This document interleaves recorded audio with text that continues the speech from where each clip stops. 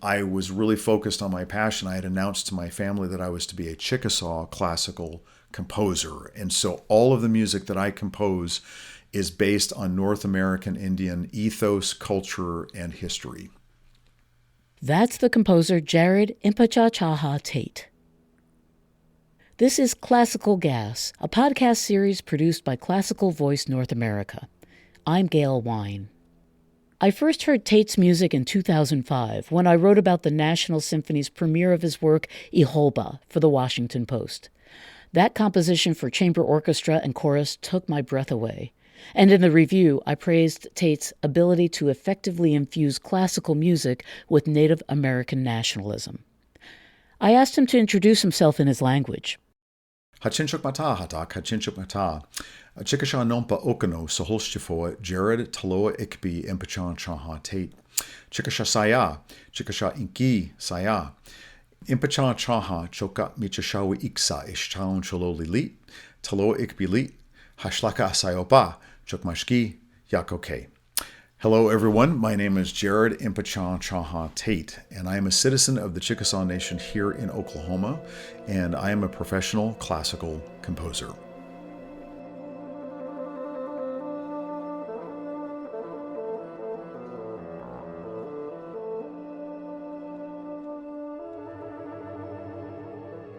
What do you think are the biggest misconceptions from the general public about Native American culture, whether it's music or visual art or other aspects of culture? Well, musically, everybody thinks it's all flute or flute and drums. That's basically what everybody gravitates towards. And it's really funny because, there is absolutely flute and drums in Native music. There's also flute and drums all over the world. So when that comes up, I really try to kind of get very global to help people understand that the flute and drums and voice are actually basic to all ancient cultures. So yes, it's there, but the flute that we hear today in Indian country are very modernly developed flutes that are very in tune, made out of cedar woods that weren't necessarily aboriginal to what we use. So our old flutes all over Indian country were mostly cane, like river cane flutes. And for Chickasaw people, we definitely had flute and drum, but our main percussion was turtle rattles. So we were a shell-shaking culture, and so we had turtle rattles and voice. And so a little bit of flute, but it wasn't as predominant like it was in the plains. And so it's just those stereotypes that people have aren't necessarily what they think they are. So I spent a lot of time kind of re-educating, kind of reintroducing those ideas. So people just understand. But that's because that's just what they were exposed to. So that's the biggest misconception, is that everybody thinks that immediately everything is flute and drums for all of Indian country. Jerod, I've known you for quite a while, about 20 years or 20 so. Years. 20 years, we've just determined that, when I first heard your music and was quite knocked out by it.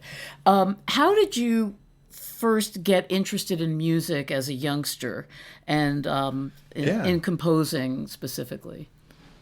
Well, that's a great question. I mean, all of our origin stories start with our parents, of course, and both my parents have had a tremendous influence and impact on my life. My father, Charles, is Chickasaw from Oklahoma. He was born and raised in Ardmore, and Dad went to the University of Oklahoma and graduated with his Juris Doctorate degree in law.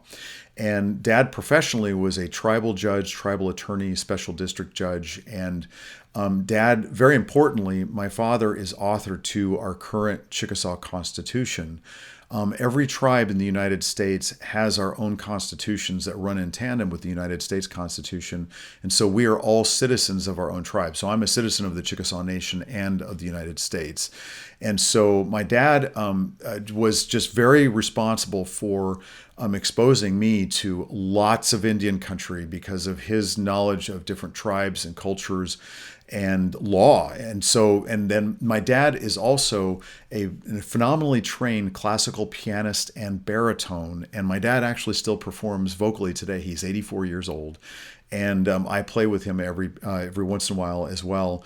And so my dad and I speak Indian law and opera in the same sentences. My dad is a major opera fan. And so when I premiered my new opera this last fall, that was quite a bonding experience for me and my dad. But Dad and I are really, really close. and I'm just really fortunate to have him. But Dad started me on the piano, and so that's how I started piano lessons. And by the time I was about 3 months into lessons, I had announced to my family that I was to be a concert pianist. So I went on to, of course, the rest is history in terms of practice and preparation, but I went to Northwestern University as an undergraduate in piano performance. And then I began my graduate degree at the Cleveland Institute in piano performance there. And that's when my mother came in and had she came in before that, but that's where that was another significant chapter in my music evolution. But my mother, Patricia, was Manx Irish. And so I am Manx and Chickasaw. And my mother was a professional choreographer and dancer. So between my two parents, I grew up immersed in American Indian culture and, of course, American theater and dance and ballet. And so I was literally a theater brat growing up, and I was just completely saturated in the fine arts, in the performing arts. So a lot of my American heroes were female choreographers like Isadora Duncan and Martha Graham, Agnes DeMille, Ruth St. Denis, and Ted Shawn, and their company in California was really critical in the development of American dance and theater. And of course, later on, people like Bob Fosse and Jerome Robbins and Alvin Ailey. I mean, these folks were really important to me. And because my mom was in dance, I grew up with a lot of modern music in the 70s, like when the Moog synthesizer came out, that type of stuff. I was really in contact with a lot of different composition in America. And it was just part of my wheelhouse. I hadn't even considered being a composer until after I graduated from Northwestern.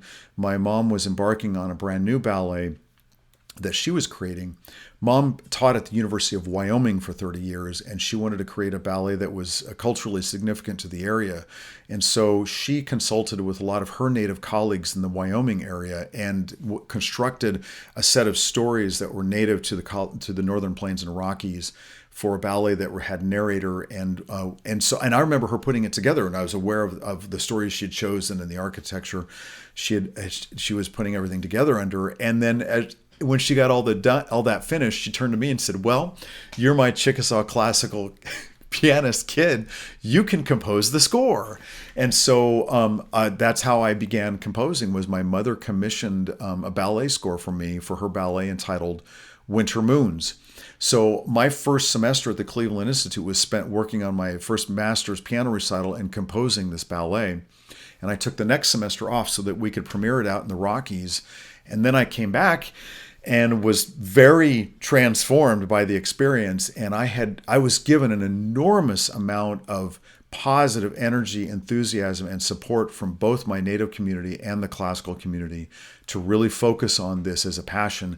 And of course, Lewis Ballard was a friend of mine, and he was a great influence. And so I just decided when I went back to Cleveland to add composition to my degree program. And I was really focused on my passion. I had announced to my family that I was to be a Chickasaw classical composer. And so all of the music that I compose is based on North American Indian ethos, culture, and history. Yeah, I want to talk more about that in a moment. Well, you mentioned that this experience was transformative for you. Tell me a little bit more about that. Sure. Quite literally, Mom was asking me to be all of who I am at the exact same time. So, my identity in both classical music and being a Chickasaw person were both very strong, but I did not see that they would be working together like that. I didn't see them being married. They were just two separate strong identities. And it's really funny because here I grew up on Prokofiev and Tchaikovsky, and I was playing Bartok.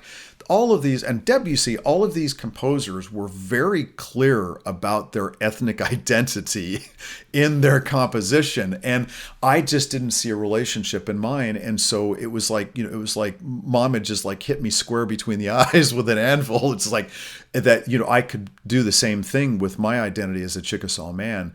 And so that's why it was so significant, is because, again, she literally was asking me to be all of who I am at the same time. And, I took it very seriously, like you can imagine. So here I'd grown up with this incredible world of American Indian art and literature and choreography and theater in Indian America. And then also I grew up with this incredible brilliance in ballet scores and everything. So I felt a lot of pressure. There was so much incredible fine art from both sides that I was like, I would now supposed to step in and do as well. I mean, that was a lot. I took that very seriously, and that felt very heavy to me. But after a lot of thought, I was like, you know what? I really want to do this. And I mean, it really spoke to me. And so that's when I decided to just go ahead and make it a life passion and mission. And I also knew at the time that I was going to eventually be conducting my own works, and that I was going to be around younger Native youth and setting an example. And so I saw that all at once. It was a real big flood of awareness that was going to happen. And now I'm living all of that. I get to work with Native youth in composing, and I get to educate, people around the country about American Indian culture and history. And I have such a great opportunity to be an ambassador both ways. I mean, I'm an ambassador of classical music to Indian country and an ambassador of Indian country to the fine arts world. It's really, really quite fulfilling and holistic. Another composition of yours, Woodland Songs, that has been performed many, many times now, already now by Dover Quartet, and they've recorded it as well, with a recording that is on the Curtis Institute record label. Tell me about this work, and about the about coming together with the Dover Quartet to write it for them and have them perform it. Absolutely. Well, it's entitled Woodland Songs because I'm originally from a woodland culture. And in our culture, our clans, our family clans names are named after woodland animals. So my family is the Raccoon Clan, or Shawi-Iksa is how you say Raccoon Clan in Chickasaw. And so we've got different clans like deer and fish and alligator and panther and bird. And so we've got different clans. And so when Dover commissioned a brand new quartet, I took this opportunity to create 5 different movements that are character sketches of of 5 different clans with our culture. So those clans that are represented are squirrel, fish, deer, woodpecker, and raccoon. And so they're almost like little epitomes, like little novelettes of just my personal interpretations, and they are also filled with Chickasaw melodies that I abstract as immaterial in the works. And so they just allowed me that opportunity to do that. And I really enjoy doing that. I love our animals, our woodland animals, and I love writing works about animals. It's really fun. And also animals from different cultures I like writing about. So like when I wrote my piece, Spirit Chief Names the Animal People, that was a Northern Plains piece that was about coyote and bear, salmon and eagle. So those were animals that were significant to their part of Indian country. And so I got to write a set of 5 works about animals that are significant to the woodland people. So that's what that work is. And so that's why I call them Woodland Songs, or Abakoli Talowa is how you say that in Chickasaw. And then there's a second quartet, and this is significant to my connection with Camden Shaw and the Dover Quartet. Camden Shaw is the cellist of the Dover String Quartet. Camden had heard about me because they were recording their Beethoven string quartets with Alan Bice. And Alan Bice, the producer, and I are good friends, and they were thinking about a new commission from a new composer, and Alan had suggested me. And so it turned out that Camden in his research had found out that we have the same passion for a specific native female vocal trio named Eulali. And Eulali is made of 2 gals who are from the Tuscarora Nation, and the one who is Mayan and Apache. And they recorded an album back in 1994 called Makchi. And one of the tracks on their album is a set of rattle songs that they recorded that Purifé had composed, and it's a set of songs that they created in homage to the people that they knew around Indian country.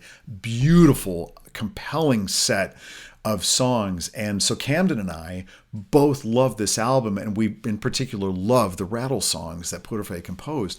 And so he asked me specifically, would you be willing to orchestrate those rattle songs for string quartet? And I said, oh my gosh. It's so funny because I was already talking to Eulali about orchestrating those for an orchestra for them to sing with. And so we had talked about that in the past. And so that was just a beautiful opportunity for me. So I got to share my whole process with Purifé and Jennifer Kreisberg Pittsburgh, when I was composing the works, I transcribed the entire set first. So I had a literal transcription of their vocal work, and I was sending them screenshots of the transcription and posting it on the socials so they could see it. And then I got to compose an orchestration around those songs, and I'm just really thrilled I got to do that. So we recorded both the woodland songs and the rattle songs in the same session, and so and Puerto and Jennifer still yet have not heard that recording yet, and so I'm excited for them to hear that at some point here. So, but there's a lot of serendipity there, but that was my connection with the Dover String Quartet. Yes, fantastic, and really such a phenomenal quartet, the Dover. They're really so great. Oh yeah, Yeah, there's no doubt. really so great. They're quite amazing. Yeah. So you've been traveling and performing with your young son quite a bit lately. Yes. And he's 10. How old is he? My son is his name is Iholba, which is the Chickasaw word for thunder. So my son's name is Thunder, and he is 11 years old. And Iholba he's quite a remarkable young man. He speaks our language quite well, and he is a traditional Chickasaw stickball player. And then he has also been studying ballet and horn for almost 6 years now. And he is also a beautiful vocalist, and he sings our songs. And I have been able to include Iholba in my performances with orchestras. And sometimes I'm a guest composer with the orchestras. I will either narrate the pieces that I've composed, or I will conduct them, and sometimes I sing. And so when I sing, I will include Iholba. And last March, he was able to join me in a performance at Carnegie Hall with the American Composers Orchestra. So he sang with me there. And then in this year, he is singing with me with the Post-Classical Ensemble at the Kennedy Center. Yeah, two quite prestigious, one might say, two of the most prestigious venues in the country, at least on the East Coast. In the world. In the world, yes. Yeah. Well, Jerod, thank you so much for speaking with me and for your thoughtful comments and your thoughtful music as well. Well, it's a real pleasure. I'm really honored to be talking to you, Gail. This is wonderful. The composer Jerod Impichchaachaaha Tate. This is Classical Gas. I'm Gail Wine, producer and host of this podcast series. Thanks for listening.